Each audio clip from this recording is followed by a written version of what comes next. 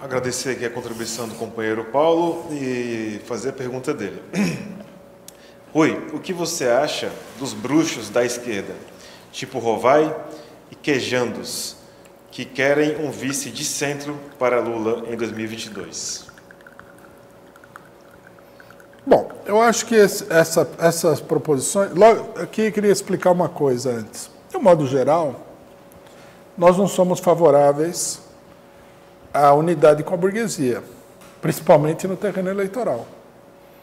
Não faz sentido, é uma mistura de água com óleo, né? Então, de qualquer maneira, nós seríamos contra isso.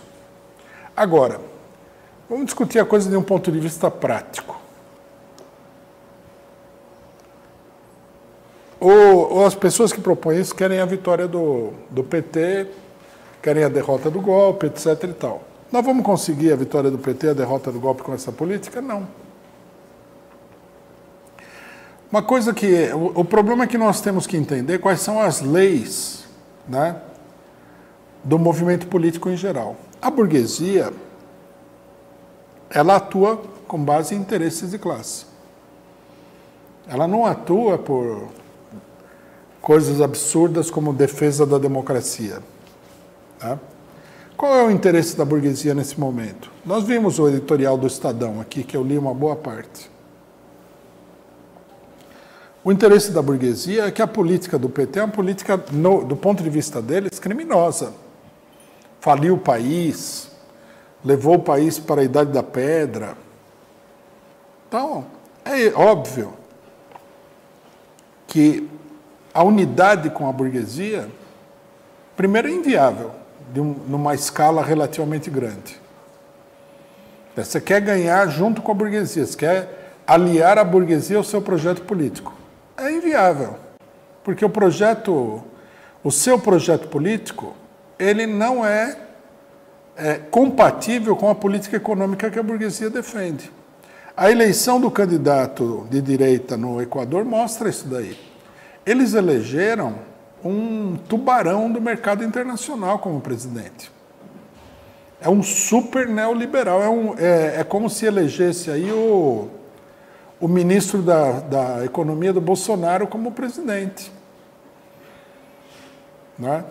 O ministro do Bolsonaro, ele é tão criminoso que o Bolsonaro tem que segurar ele às vezes, porque senão ele vai provocar aí uma crise no governo. Pois esse cara foi eleito presidente. Quer dizer, vai ser uma coisa terrível. Essa é a política da burguesia. Então, como é que nós podemos compatibilizar isso? Tá? Se o interesse central da burguesia está voltado no sentido oposto ao que significaria a candidatura do Lula. Aí alguém fala, não, mas aí o Lula poderia ficar bem mansinho, né, bem domesticado e tal. Bom, se ele ficar tão domesticado a ponto de que ele vire o laço brasileiro, então melhor votar no candidato da direita, assim ninguém fica desiludido, ninguém fica frustrado, ninguém fica confuso. Agora, se ele não vai fazer isso daí, não vai a esse extremo, então também não vai ter acordo com a burguesia. Aí o pessoal poderia dizer o seguinte, não, mas há setores da burguesia que poderiam fazer um acordo. Tudo bem, há setores. Mas esses setores não são significativos.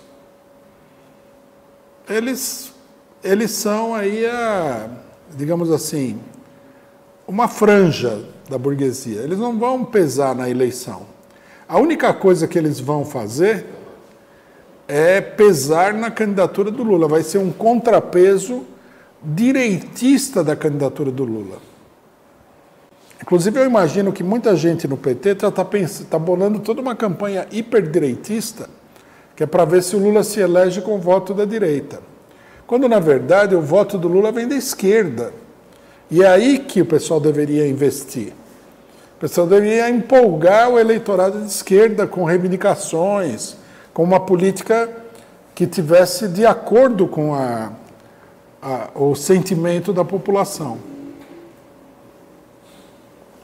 Veja só, eu no começo eu falei da situação latino-americana e eu mostrei que a burguesia está usando uma esquerda para dividir o voto dos partidos de esquerda. Né? No Peru, eles foram tão longe nessa política que o cidadão aí que tem aparência esquerdista se elegeu o primeiro para o segundo turno. O que significa isso? Que a tendência do eleitorado, e esse é o grande problema da burguesia, é uma tendência à esquerda, porque a situação é cada vez pior. Aí o Lula, em vez de aparecer como Lula, como candidato do povo, como candidato dos que estão morrendo de fome, como candidato dos que querem que se interrompa a entrega do patrimônio nacional, ele vai ser uma espécie de caricatura do Fernando Henrique Cardoso, do Dória, do Alckmin. Não vai ganhar a eleição desse jeito. É uma política que, mesmo do ponto de vista supostamente realista desse pessoal, não faz sentido nenhum. Eu acho que esse debate precisa ser feito. E vejam aqui, eu não estou argumentando de um ponto de vista estratégico, estou argumentando de um ponto de vista prático. Não vai ganhar. Para ganhar, vai ter que radicalizar.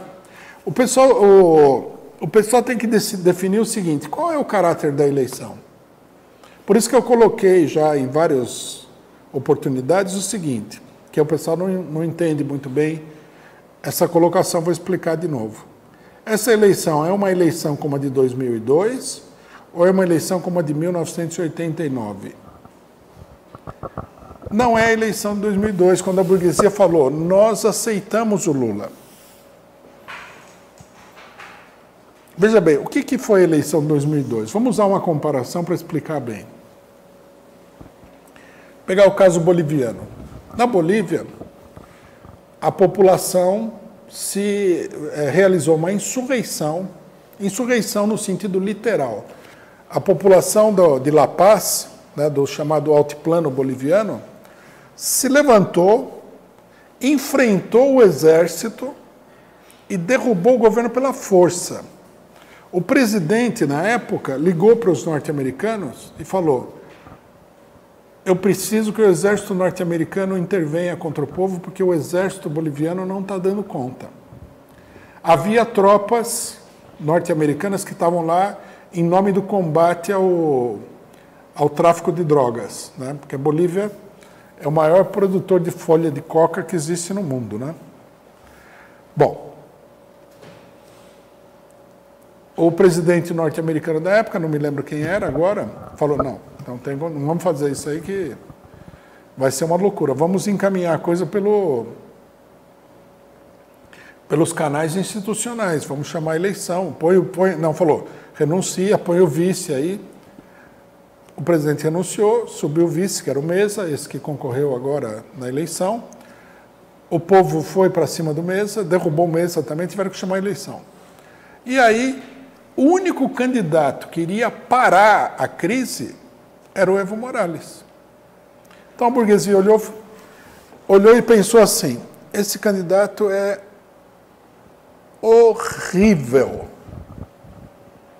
Vai fazer um monte de coisa que nós não gostamos, mas melhor ele do que o povo tomar conta do negócio aqui, e vai aparecer finalmente grupos muito mais radicais e vão tomar medidas muito mais radicais do que esse candidato vai tomar. Então eles aceitaram o Evo Morales. O Lula foi a mesma coisa, guardadas as proporções, porque no Brasil não houve insurreição. Como o Brasil é um país muito importante no cenário internacional, a burguesia olhou e falou: vamos permitir que o Lula ganhe, porque o Lula estava para ganhar quase todas as eleições que ele participou. Vamos permitir que o Lula ganhe, isso aí vai dar um alívio na situação. Ele vai colocar um programa contra a fome, que o FHC não quis colocar em momento nenhum, né? Vai fazer isso, isso e aquilo, vamos fazer um acordo, vamos colocar o presidente do Banco Central, a equipe econômica, papapá, carta aos brasileiros, etc. e tal, e ele assume o governo. Não está colocado isso hoje. Essa situação não existe mais. Quando a gente vai fazer análise política, nós temos que considerar essas coisas. Quer dizer, a situação é muito mais parecida com a de 89, quando a burguesia não queria de jeito nenhum que o Lula ganhasse. Queria que o Collor ganhasse. Aí muita gente olha e fala assim, não, vamos fazer como em 2002, que em 2002 o Lula ganhou a eleição. Mas não vai acontecer, não está colocado. A situação não existe. Fazer a política de 2002 numa eleição que não tem nada a ver com 2002 é uma coisa sem pé nem cabeça. A eleição vai ser uma guerra. Se o Brasil tivesse convulsionado, a burguesia poderia chegar e falar, vamos colocar o Lula, paciência. Vamos pressionar ele aí para fazer A, B e C e vamos colocar ele. Mas não está colocado isso. A burguesia não quer o Lula. E a burguesia não sente. Aí que está o negócio, né? O presidente da OAB, que é um direitista, falou o seguinte, não vai ter impeachment do Bolsonaro porque não tem ninguém na rua.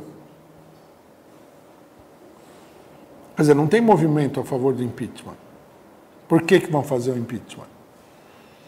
O presidente da OAB, que é um direitista, ele entende melhor do que a esquerda a importância de um movimento para pressionar o regime político. A esquerda virou assim um bando de despachantes do STF. Aconteceu, o PSOL é um dos partidos mais ridículos do planeta Terra. Todo dia eu leio uma notícia. O PSOL entra com representação para conter a pandemia e tal. Quer passar uma lei que proíbe a pandemia de se espalhar. É ridículo. Um partido ridículo.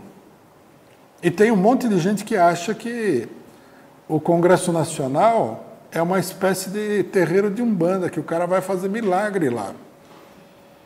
É a Igreja Universal, que o bispo pega a cabeça do cidadão lá e tira o demônio de dentro dele. Não vai acontecer nada. É uma esquerda totalmente sem pé nem cabeça.